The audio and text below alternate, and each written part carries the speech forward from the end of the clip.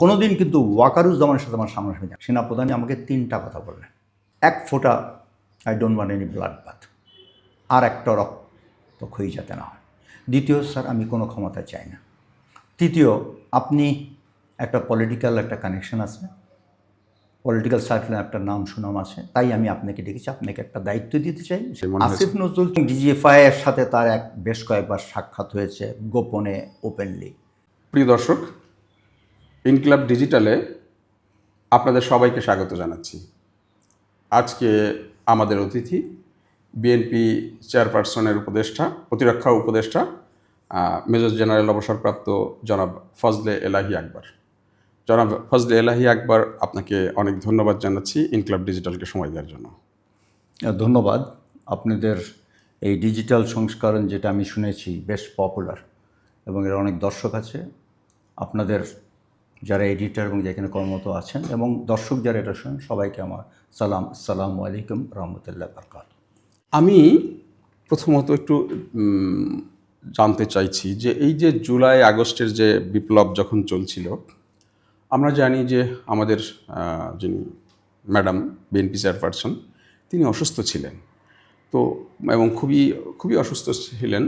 ওই সময়ে তিনি এই আন্দোলনের খবর পাচ্ছিলেন কিনা বা কতটুকু পাচ্ছিলেন, এবং তিনি আপনাদেরকে আন্দোলনের ব্যাপারে কোনো মেসেজ বা বার্তা দিয়েছিলেন কিনা, তার কাছ থেকে কোনো বার্তা আন্দোলনের ব্যাপারে পেয়েছিলেন কিনা? অ্যাকচুয়ালি আন্দোলনটা যেভাবে হয়েছে, আন্দোলন কিন্তু অনেক বছর ধরে চলছিল। বিএনপি এবং অন্যান্য যারা বিরোধী দল ছিল, তারা গত 15 বছর ধরে অনেক নির্যাতিত হয়েছে। অনেকের ব্যবসা বাণিজ্য, ফ্যামিলি লাইফ টোটালি ধ্বংস হয়ে গেছে। কিন্তু তারপরেও কিন্তু যারা মাঠে ময়দানে অপোজিশনে ছিল, ফ্যাসিস্ট রেজিমের, তারা কিন্তু হাল ছেড়ে দেয়নি।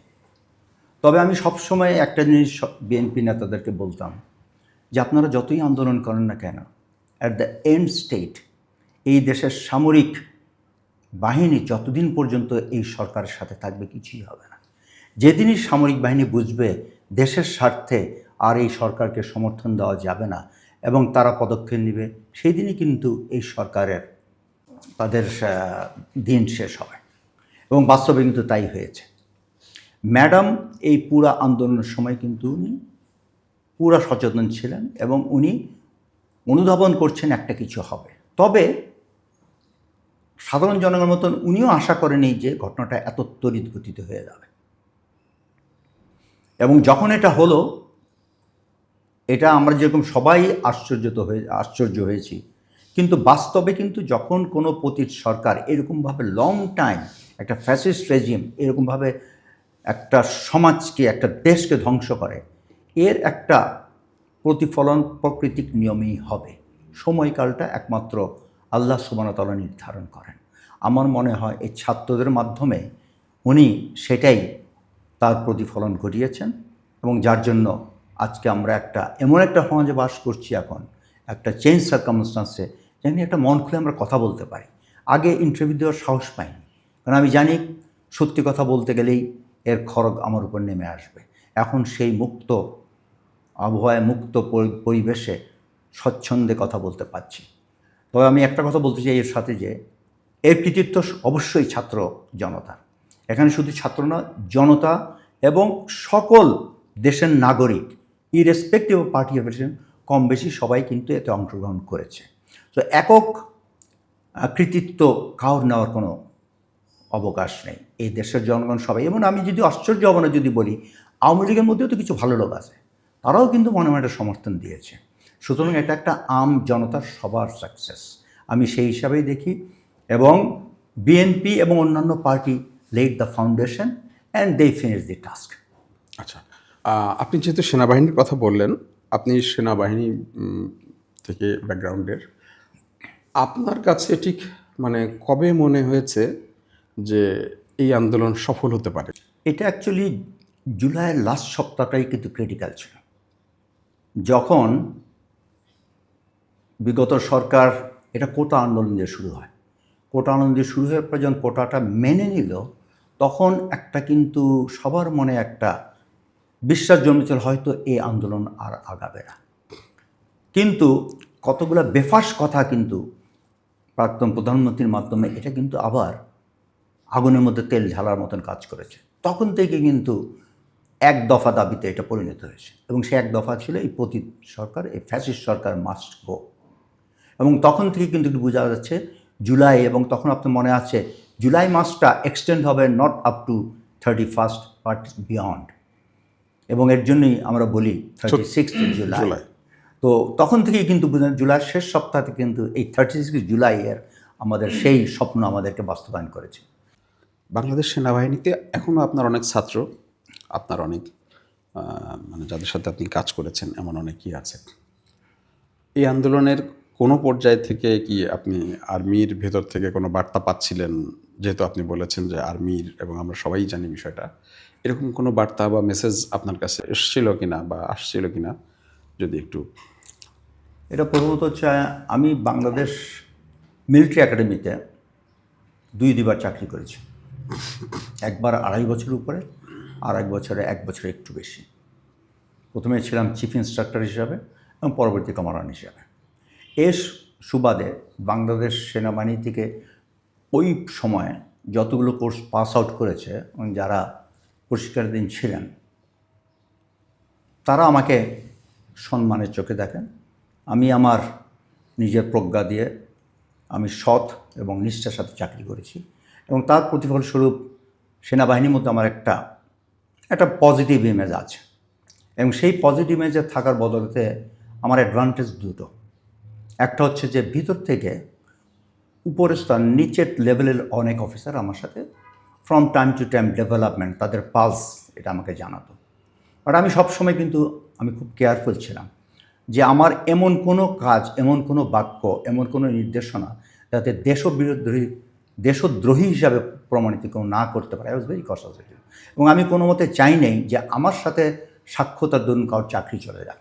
তার জন্য I always maintain a distance, and specially the senior lords. কিন্তু আমি জানি আমার একটা ইমেজ ছিল। এই যে বর্তমান এখন যারা জেনারেল, ম্যাক্সিমাম কিন্তু আমার ক্যাডেট ছিলেন। সো ওই হিসাবে আমি তাদের বলতে আমি সুনজরে আছি। তারা আমাকে সেই সম্মানটা দেয়, সেই সম্মানের বদলে, এবং তারা জানে আমি একটা নীতিবান মানুষ, ওই নীতি আমি এখনও চলছি, এবং সেই হিসাবেই কিন্তু আমি চাচ্ছি যে সেনাবাহিনীকে একটা ডিপলিটিসাইজ একটা ইউনিট হিসাবে গড়ে তোলা। কারণ আমরা দেখেছি যে অ্যাকচুয়ালি পলিটিক্স করে কিন্তু, সেনাবাহিনীকে পলিটিক্যাল করে কিন্তু কেউ কিন্তু কোনো দিন বেনিফিটেড হয়নি। আমরা যদি সেনাবাহিনীকে পলিটিক্সের বাইরে রাখতে পারি, একটা স্বতন্ত্র দেশপ্রেমিক একটা সেনাবাহিনী যদি পরিণত করতে পারি, এটা জাতির জন্য মঙ্গল, দেশের জন্য মঙ্গল, এবং আমাদের সার্বভৌমত্ব রক্ষার জন্য কিন্তু এটা তার যথাযথ দায়িত্ব সঠিকভাবে পালন করতে পারবে। এবং আমি বললাম যে তার জন্য আমাকে, যেহেতু আমার একটা ভালো ইমেজ আছে, আমি চেষ্টা করছি এই কাজটা সফলভাবে করতে। এবং যেহেতু আমার গায়ের মধ্যে একটু বিএনপির রঙও আছে, সবাই জানে আমার যে বডি কালারে কিন্তু সবাই বলে যে ইউ আর বিএনপি ম্যান। হ্যাঁ, আমি বিএনপি ম্যান, কেন আমি ন্যাশনালিস্ট, এবং আমি এটা কিন্তু বিএনপির নেতৃত্ব তাদের যারা সবাইকে একটা কথাই বলতাম, ইনক্লুডিং ম্যাডামকে বলতাম যে দেখেন, সেনাবাহিনী ইজ এ ন্যাশনালিস্ট ইনস্টিটিউট। আমি সশস্ত্র বাহিনী এই জন্য, কেন আমাদের যখন একটা সৈনিক তার সেন্টারে যায়, একটা অফিসে যখন মিলিটারি একাডেমিতে ট্রেনিংয়ে যায়, আমাদের মূল বস্তুটা কী? সবাইকে এমনভাবে প্রশিক্ষণ দেওয়া তারা যেন দেশপ্রেমিক হয়। যে দেশপ্রেমিক সে ন্যাশনালিস্টতা কী? এবং আমি এই জন্য বলতাম, আপনারা চিন্তা করেন না, এটা দে আর ইয়োর কনস্টিটিউয়েন্সি। সশস্ত্র বাহিনী আপনার কনস্টিটিউয়েন্সি, তারা দেশকে প্রোটেকশন, সার্বভৌমত্ব রক্ষার জন্য তাদেরকে আমরা দেশপ্রেমিক হিসাবে ট্রেনিং দিই। আর যে দেশপ্রেমিক, দেশের বিরুদ্ধে যে না, সেই তো ন্যাশনালিস্ট। তো টুডে আর টুমরো সেনাবাহিনী, সশস্ত্র বাহিনী এর অবদান দেশের কাছে রাখবে, অতীতে রেখেছে, আগামীতে রাখবে। তার মানে আপনি যেটা বলেছেন যে আপনার সবসময় একটা ধারণা ছিল যে একটা বিপ্লব সফল হওয়ার জন্য আর্মির সহযোগিতা ছাড়া সম্ভব নয়। তাহলে এই যে মানে জুলাই বা 36শে জুলাইয়ের যে বিপ্লবটা, এই বিপ্লব সফলের পেছনেও আপনি মনে করেন যে আর্মির একটা বড় ভূমিকা ছিল? অবশ্যই, নিঃসন্দেহে। ইম্যাজিন 3rd আগস্টে যখন অফিসারদেরকে অ্যাড্রেস করলেন সেনাপ্রধান, that was the nail in the coffin. তখন কিন্তু এক বাক্যে সকল পদবীর অফিসার, বিশেষ করে জুনিয়র লেভেলে, তারা একটা কথাই বলেছে, we can't fire against our own citizen, তাদেরকে আমরা হত্যা করতে পারি না। এই মেসেজটা ওয়াজ দ্য মেইন ইম্পর্ট্যান্ট। এবং এখান থেকেই সেনা প্রধান বুঝে গেছেন যে সেনাবাহিনী জনগণের সাথে। এবং আমাদের মেসেজ ছিল এমন কিছু সেনাবাহিনী করবে না যেটা জনগণের বিরুদ্ধে। এই সেনাবাহিনী সংগঠিত হয়েছে কীভাবে? ৭১ মুক্তিযুদ্ধের মাধ্যমেই তো, জনগণের সাথেই তো। তো সেই সেনাবাহিনী জনগণের বিরুদ্ধে যাবে কেমন করে? তার মূল চালিকা শক্তি তো হচ্ছে জনগণের সাপোর্ট। যে কোনো দেশের সেনাবাহিনী যদি সার্বভৌমত্ব রক্ষা করতে হয়, জনগণের সাপোর্ট ছাড়া কেউ কোনোদিন সার্বভৌমত্ব রক্ষা করতে পারে না। এবং সেনাবাহিনী সেটা এবং তার লিডারশিপ তখনই বুঝেছে যে এনাফ ইজ এনাফ, এই সরকার মাস্ট গো। এবং ওই ৩ তারিখেই কিন্তু যখন অফিসারদের অ্যাড্রেস করলেন, ইট ওয়াজ ভেরি ক্লিয়ার হাসিনার দিন এখন টাইম কাউন্টডাউন শুরু হয়ে গেছে। দেশি এবং বিদেশি গণমাধ্যম আমরা শুনতে পাই যে ক্যান্টনমেন্টের থেকে পলিটিক্যাল পার্সোনালিটিদের সাথে যোগাযোগ যে করা হয়, তার প্রথম যোগাযোগটা আপনার সাথে করা হয় এবং সেটা ৪ তারিখে, কারোর মতে ৩ তারিখে, কারোর মতে ৪ তারিখের রাতে। আপনি কবে প্রথম ফোনটা পেয়েছিলেন? ঘটনাটা কিন্তু আমি নিজেও ভেরি সারপ্রাইজ। ৪ তারিখ রাত ১২টা ২০ মিনিটে যখন আমি বিছনায় শুয়ে পড়েছি অলরেডি, হঠাৎ করে আমার একটা টেলিফোন আসলো। টেলিফোনে মেসেজ হচ্ছে, আপনাকে আগামীকাল 10টার সময় সেনাপ্রধানের সাথে ওনার বাসায় দেখা করতে হবে। ইন্টারেস্টিংলি সেনাপ্রধানের সাথে আমি কোনোদিন চাকরি করি, ওই একই ক্যান্টনমেন্টে আমরা কোনোদিন চাকরি করিনি। আমি যখন জেনারেল ছিলাম, probably he was a major. উনি জেনারেল মুস্তাফিজের জামাই, এটা আমি জানি। জেনারেল মুস্তাফিজ আমার সেনাপ্রধান ছিল, আমি তখন ডাইরেক্টর মিলিটারি অপারেশন ছিলাম যখন চিরং হিল ট্রাক্সের ওই এগ্রিমেন্টটা সাইন হয়। তো হিসাবে জেনারেল মুস্তাফিজের সাথে আমার সাক্ষাৎ ছিল এবং অনেক কাজ, ওই তখন পিস ট্রিটি সাইন হলো, তখন মধ্যে আমি ওতপ্রোতভাবে জড়িত ছিলাম। তবে ওনার জামাই জেনারেল ওয়াকারের সাথে কিন্তু আমরা কোনো দিন একই ক্যান্টনমেন্টে কোনো দিন চাকরি করিনি। নট অনলি দ্যাট, আমি কিন্তু ফেস টু ফেসও তার সাথে দেখা হয়নি পরে, এত বছর চাকরি তো কোনো দিন। এবং রিটায়ারমেন্টের পরে আমি এত বছর কোনো দিন কিন্তু ওয়াকারুজ্জামানের সাথে আমার সামনাসামনি দেখা। তবে আমি টেলিফোনটা পেয়ে সত্যি আমি একটা ওয়াজ ভেরি সারপ্রাইজ। আমার ছেলেরা সব বিদেশে থাকে, 2 ছেলে। আমার ওয়াইফ আনুষা, আমার ওয়াইফ অবভিয়াসলি এটা নিয়ে খুব টেনশন করেন, তোমাকে কেন ডাকছে, তুমি তো তাকে চেনো না হঠাৎ করে। এবং ইভেন টু দ্য এক্সটেন্ট আমার ওয়াইফ সঙ্গে সঙ্গে আমার ছেলেকে রিং করলো যে এই অবস্থা আমার যাওয়া উচিত। আমার একটা কথাই ছিল, কাম হোয়াট মে, মানে তাদের একটা ধারণা ছিল এই ক্রিটিক্যাল টাইমে ওখানে গেলে আমার না কিছু হয়ে যায়, শারীরিকভাবে কোনো ক্ষতি টতি না হয়। যেমন দেখো, কাম হোয়াট মে, সেনাপ্রধান ডেকেছে, আমাকে জিততেই হবে। আমাকে যদি আমি জানি সে আমাকে মেরেও ফেলে, এটি আমি যদি আমাকে তবুও যেতেই হবে। তো সেনাপ্রধান ডেকেছে। আর আরেকটা নিশ্চিত, সেনাপ্রধানের বাসায় আমাকে যেহেতু ডেকেছে, বাসায় কিছু হবে না, আর যাই হোক বাইরে যাওয়া আসা পথে হতে পারে। তা যাই হোক, আই ডিসাইড, এবং নেক্সট ডে আমি ওনার বাসায় গেলাম একদম ফিক্সড টাইমে। এবং আমাকে যাওয়া মাত্র উনি অলরেডি ইউনিফর্ম পরা ছিলেন, ওনার বাসায় অফিস। উনি আমাকে 3টা কথা বললেন একদম, স্যার আমি আর 1 ফোঁটা, I don't want any blood bath, আর একটা রক্ত ক্ষয়ী যাতে না হয়। দ্বিতীয়, স্যার আমি কোনো ক্ষমতা চাই না।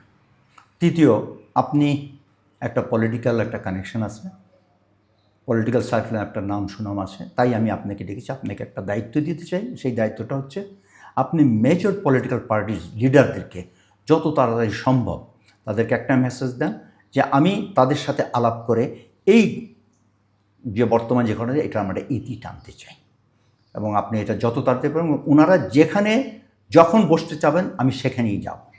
So this was the message given to me by my chief.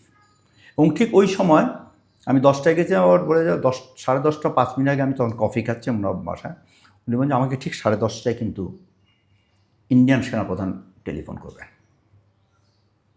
তাহলে তো I must finish my coffee quick. না না, আপনি বসেন, আপনি শুনতে পারেন। তা আমি দেখলাম না, এটা ঠিক হবে না। আফটার অল সেনা প্রধান is an institution, so is an Indian army chief. এবং এখানে আমি ওনাকে বললাম, দেখেন ধন্যবাদ যে আপনি আমাকে এতখানি ট্রাস্ট করছেন, যে ইন্ডিয়ান আর্মি চিফ কী বলবে সেটা আপনি আমাকে শোনাতে চাচ্ছেন, কিন্তু আমি মনে করি বিকজ অফ এর অফিসিয়াল পজিশন আমি আপনাকে এম্বারাস করতে চাই না। আপনি গুড সেন্সে এবং গুড ইন্টেনশনে বলছেন, কিন্তু ওই পক্ষ থেকে কী বলবে এটা আপনি জানেন না, and I don't want you to be embarrassed in my presence. আমি এটা বলি যে না, আমি যাবো। তাড়াতাড়ি 2 সিপ কফিকে আই লেফট বিফোর 10:30। এবং পরবর্তীতে তো সবাই জানেন, শুনেছেন যে অ্যাকচুয়ালি সে ঠিক 10:30টায় ইন্ডিয়ান সেনাপ্রধান কিন্তু রিং করেছিল। আমি বের হয়ে ফার্স্টে বিএনপি সেক্রেটারি জেনারেল ফখরুল ভাইকে আমি বললাম যে this is what is the match, is is a welcome. তারপরে ওনাকে বললাম, দেখেন আমি তো সবাইকে অত চিনি না, নাম্বারও সবার নেই, আপনি বাকি দেশে জয়। উনি বলেন যে নো, আপনাকে টাচ দিয়েছেন, ওনার ভুল বুঝবেন, আপনি এটা করেন। উনি নাম্বার দিল। তা আমি আই ওয়েন্ট ইন্টু সবার সাথে যোগাযোগ করতে। এর মধ্যে মানে জামাত ইসলামী আমেরিকা পেতে আমার সবথেকে কষ্ট হয়েছে, অনেক টেলিফোন এই টেলিফোন দিয়ে তার যাই হোক আলটিমেটলি সবাইকে মেসেজটা দেওয়া হয়। আমাকে 1:45টার দিকে এরকম টাইমে আমাকে সেনা সদর থেকে জানানো হলো চিফ ওনাদের সাথে কথা বলতে চান আর দে রেডি, যদি রেডি থাকে ওনাদেরকে সবাইকে ইমিডিয়েটলি এই 1:30-1:45টার মধ্যে আমার অফিসে নিয়ে আসে। তা আমি সবাইকে টেলিফোন করে দিলাম, বললাম যে আপনারা অতি সত্বর সেনা সদর দিকে মুভ করেন, যদি কোথাও আটকে যান খবর দিয়ে আমরা আপনাকে সেনাবাহিনী আপনাকে ওখান থেকে নিয়ে আসবে অফিসে। তো বাই 1:45-1:30টার মধ্যে প্রায় সবাই ওনার অফিসে বসছিলেন। ওখানেই অ্যাবাউট 2টার দিকে উনি ডিক্লেয়ার করলেন এক্স প্রাইম মিনিস্টার উনি দেশ থেকে চলে গেছেন, এবং উনি সাহায্য চাইলেন সবার যে একটা এই মুহূর্তে এই ভ্যাকিউমে একটা অন্তর্বর্তীকালীন সরকার করতে হবে, এবং এখানে যাতে সকল পার্টি এই দেশ পরিচালনায় এই ক্রিটিক্যাল মোমেন্টে যাতে সহায়তা করে। সবাই এক বাক্যে সবাই ইয়েস। ওখানে আসিফ নজরুল ছিলেন, জামায়াতে ইসলাম, অনেক ইসলামী দল, তারপরে বিএনপি, জাতীয় পার্টি, মূলত সবাই লেফটিস্ট রাইট সবাই ছিল ওখানে এসে। সবাই এক বাক্যে উইদাউট এনি কোশ্চেন রাজি হলেন, এবং তারপরে উনি জনসম্মুখে একটা প্রেস বিজ্ঞপ্তি দিন, যেটা আপনারা সবাই দেখেছেন। তারপরে শেষ করে উনি বললেন যে আচ্ছা, আমরা ওইখানে আর যাব, অবশ্যই যাব আমরা ওখানে। বাট আপনি যখন নেক্সট টাইম ওনাকে ফেস করলেন, উনি কি ভারতীয় সেনাপ্রধানের সাথে ওনার কি আলোচনা হয়েছে তার কোনো গ্লিমস আপনাকে বা মানে স্মেল আপনাকে দিয়েছিলেন কিনা, যে ওনাদের মানে মোটিভেশনটা কি বা ওনারা কী ধরনের? আমি এটা কোনোদিন প্রশ্ন করিনি, কেন আই ওয়াজ মোর ইন্টারেস্টেড ঘটনা প্রবাহ কী হচ্ছে দেন কী হওয়ার কথা ছিল, এবং যা হচ্ছে সেটাতে যেহেতু আমি স্যাটিসফাইড ছিলাম, I didn't go into investigation of that. উনি বলেছিলেন কিনা যে? আমি জিজ্ঞাসা করিনি, উনি বলেনি। আচ্ছা, বাট 2টার সময় যখন আপনারা আবার মিট করলেন, তখন উনি ঘোষণা করলেন যে শেখ হাসিনা পালিয়ে গেছেন। তো উনি কি তখন কিভাবে পালিয়ে গেলেন, সে কোনো বর্ণনা আপনাদের সবার কাছে কি এই ব্যাপারে? কেউ প্রশ্ন করেনি, কেউ দেয়নি, সবাই এভরিওয়ান ইজ রিলিভড এবং হ্যাপি টু হিয়ার যে আপদ থেকে আমরা এই মুহূর্তে আমরা একটু স্বস্তি পেয়েছি, এখন আমাদের সামনের দিকে তাকাতে হবে। তো এই যে আপনি যখন মির্জা ফখরুল ইসলাম আলমগীরকে প্রথম ফোন করলেন যে সেনাপ্রধান আপনাদের সাথে মিট করতে চান, তখন ফখরুল সাহেবের মানে প্রতিক্রিয়া কী ছিল? হি ওয়াজ ভেরি পজিটিভ, বলছে he was very positive, it's a welcome decision, exactly it's a welcome decision, আমরা অবশ্যই যাব, তবে আমি পার্টির শীর্ষস্থানীয় কয়েকজনের সাথে আলাপ করে আপনাকে ফাইনালি জানাবো। He was affirmative, but he wanted a consent from the leadership. আচ্ছা, ভেরি গুড। দেন আপনারা যখন বসলেন ওখানে, সবাই মিলে বসলেন, তখন সব রাজনৈতিক দলের মানে আলোচনা বা মূল বক্তব্যগুলো কি ছিল? সবার সহযোগিতা, সবাই বলেছেন ইয়েস, এই ক্রিটিক্যাল মোমেন্টে আপনার সাথে আমরা আছি, নোবডি অপোজ সেনা বা প্রধানের প্রপোজাল। ওখানে খুবই আলোচনা আছে প্রফেসর আসিফ নজরুলকে নিয়ে, যে উনি এই ঘটনার সাথে আগে থেকেই জড়িত ছিলেন, আগে থেকেই তার সাথে কথাবার্তা চলছিল ভিতরে। তো এরকম কোনো মানে স্মেল বা এরকম কোনো ইয়ে পেয়েছেন কিনা আপনি, যে মনে হয়? আসিফ নজরুল ছাত্রদের সাথে এই আন্দোলনে ওতপ্রোতভাবে অনেক আগে জড়িত ছিল, এবং ডিজিএফআই এর সাথে তার বেশ কয়েকবার সাক্ষাৎ হয়েছে গোপনে, ওপেনলি, এইটুকুন আমাদের জানা ছিল। কিন্তু এরপরে উনি আসলে ওনার সাথে সেনাপ্রধান কিংবা সেনাবাহিনীর কিংবা ডিজিএফআইয়ের কী আলোচনা, এটা আমাদের I don't have a preview another day going to inquiry. তবে এটা ছিল সবাই জানতো, এবং he was at the lead front of the student movement, এবং স্টুডেন্ট লিডারকে একটা মুখপাত্র হিসেবে উনি কাজ করছেন, এটা আমরা সবাই বুঝতাম তখন। আচ্ছা, সরকার গঠনের প্রক্রিয়া নিয়ে কি ওখানেই আলোচনা হয়েছে না বঙ্গভবনে? ওখানে খালি উনি বলছে একটা অন্তর্বর্তীকালীন সরকার করতে হবে। তো যখন বঙ্গভবনে যাওয়া হলো, বঙ্গভবনে আমরা 3টার সময় এখান থেকে রওনা দিলাম, পৌঁছতে 7টা, কেন জনস্রোতে রাস্তা তখন সেলিব্রেশন মোডে। তো সেইখানে আপনার যখন আমরা 7টায় পৌঁছলাম, মাগরিব নামাজ পড়ার পরেই মহামান্য রাষ্ট্রপতি আসলেন, সবাই ওখানে কনফারেন্স রুমে সবাই বসলেন এবং যার যার বক্তব্য, সবাই কী চায় এসব বিভিন্ন বিষয় নিয়ে আলোচনা হয়েছিল এবং বিএনপির তরফ থেকে পুরা সমর্থন এবং অ্যাট দি সেম টাইম ম্যাডামের রিলিজের উপরে পয়েন্টটা তোলা হয়েছিল। এবং ম্যাডামের রিলিজের যখন কথা এই মুহূর্তে এসে, তখন কিন্তু রাষ্ট্রপতি একটু দ্বিধা করছিলেন, ইন দ্য সেন্স বলছে কয়েকদিন পরে তো আমি একটা অন্তর্বর্তীকালীন সরকার করব, লেট দ্যাট গভর্নমেন্ট ডিসাইড। কিন্তু সেনাপ্রধান সঙ্গে সঙ্গে যে না, আপনি you are the full authority now, prime minister নাই, আপনি কাজটা কালকের মধ্যে করে দেবেন। আচ্ছা, মানে সেনাপ্রধান বললেন যে কালকের মধ্যে আপনি বেগম খালেদা জিয়াকে রিলিজ করে, because you are the full authority. আচ্ছা, তো আপনারা যখন প্রেসিডেন্টের মুখোমুখি হলেন তখন তার মানে ফেসিয়াল এক্সপ্রেশন বা বডি ল্যাঙ্গুয়েজটা কী ধরনের ছিল? এটা তো বলা মুশকিল। Obviously very humble,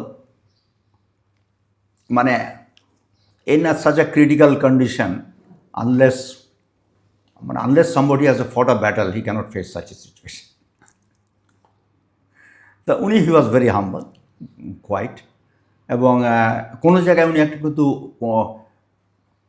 always was supportive of the general public, যারা সবাই কমেন্ট করেছেন, হি ওয়াজ মোর সাপোর্টিভ। মানে আগের সরকারকে ডিফেন্ড করার কোনো আমি মোটিভ সেদিন আমি তার মধ্যে পাইনি। অর্থাৎ শেখ হাসিনার সরকারের পক্ষে কোনো অবস্থান বা বক্তব্য, কোনো কথাবার্তা উনি? না, আমি পাইনি।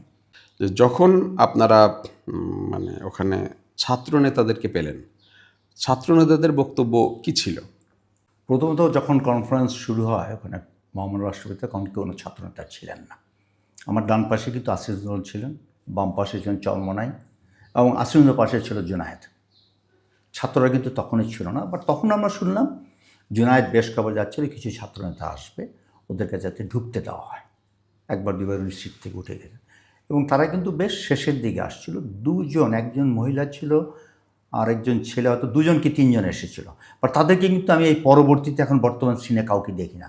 সুতরাং দে ওয়ার নট দ্য কি figures of the students movement, but তারা তাদের সাথে জড়িত ছিল এবং জুনায়েদ কিংবা আসিফ নজরুলের সাথে সাক্ষ্য ছিল, তারা এসেছিল। তখন ওখানে ওদের সাথেও দাঁড়িয়ে কিন্তু প্রেস স্টেটমেন্ট কনফারেন্সের পরে দে ফেস দ্য মিডিয়া। আচ্ছা, মানে অর্থাৎ সরকার গঠনের প্রক্রিয়ায় ছাত্রদের কোনো মতামত বা ইয়ে ছিল না, মেজর পলিটিক্যাল পার্টিগুলোই? যেটা আমি শুনেছি, এর আগে গঠনের পূর্বে সেনাপ্রধান, নৌবাহিনী প্রধান এবং বিমান বাহিনী প্রধানের সাথে ছাত্রনেতাদের একটা নাকি মিটিং হয়েছিল। আমি এটা I can't vouch for it, but একটা হয়েছিল বলে একটা খবর আছে। আচ্ছা, দেন আমরা যদি বলি যে এখন খুবই আলোচনা আছে যে একটা বিপ্লবী সরকারের কথা, যে আসলে একটা বিপ্লবী সরকার হলে ভালো হতো, যেহেতু একটা বিপ্লব হয়েছে। তো এই বিপ্লবী সরকারের প্রস্তাব কি কেউ দিয়েছিল বা এসেছিল কিনা, বা কেন হলো না, এই ব্যাপারে মানে আপনার অভিমত কি? হ্যাঁ, ধন্যবাদ। এই একটা প্রশ্ন করেছেন, কারণ ইদানিং ফেসবুকে একটা কথা প্রচলনের জন্য একটা সংবাদ প্রচলন হচ্ছে যে আসিফ নজরুল এবং আমি নাকি আমরাই we are the main culprit, or যে মানে বিপ্লবী সরকার না হওয়ার মধ্যে আমাদের নাকি কন্ট্রিবিউশন আছে। রিয়েল ফ্যাক্ট ইজ দ্যাট ওই মুহূর্তে যারা উপস্থিত ছিলেন, বাংলাদেশের যত মেইন ইম্পর্ট্যান্ট পলিটিক্যাল পার্টির নেতা এবং ওই যত সামরিক বেসামরিক যারাই উপস্থিত ছিলেন, কারোর মনে ঘুণাক্ষরেও এই প্রস্তাব কিংবা এই আলোচনা কোনো এই বিপ্লবী সভায় হয়নি। এটা কেন হয়নি আল্লাহ মালুম, তবে যে এটা যে হয়নি এটা আমি একদম কনফার্ম আমি বলতে পারি, এই ব্যাপারে কেউ কোনো কিন্তু প্রস্তাব দেয়নি। সুতরাং সবাই তখন ছিল যে একটা সরকার চলে গেছে, there is the vacuum, police বিভিন্ন স্টেশন র্যানস্যাক হচ্ছে, এই সিচুয়েশনটাকে অ্যারেস্ট করতে হবে, এই হিসেবে যত তাড়াতাড়ি সম্ভব একটা অন্তর্বর্তীকালীন সরকার গঠন করতে হবে, এই দিক ফোকাস ছিল সবার। প্রিয় দর্শক, আপনারা এতক্ষণ শুনছিলেন বিএনপি চেয়ারপারসনের প্রতিরক্ষা উপদেষ্টা জনাব ফজলে এলাহি আকবরের কথা। আপনারা এই কথোপকথনের বাকি অংশ দেখবেন দ্বিতীয় পর্বে।